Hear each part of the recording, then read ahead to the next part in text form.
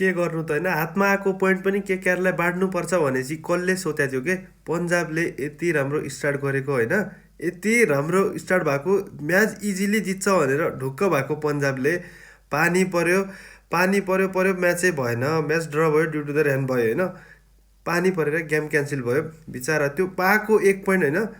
के गर्नु त अब केकेआरलाई लैजा त्यसै फ्रीमा दिए जस्तो भयो कि न उनीहरूको पर्फर्मेन्स स्टार्टिङ झुरै खेलिरहेको थियो होइन, क्यामेरा किनेर आउट भइसकेको थियो, फिनाले जो हान्नेवाला चाहिँ गइसकेको थियो भनेपछि के होला तिनीहरू जित्छन् भन्ने आश पनि थिएन होइन।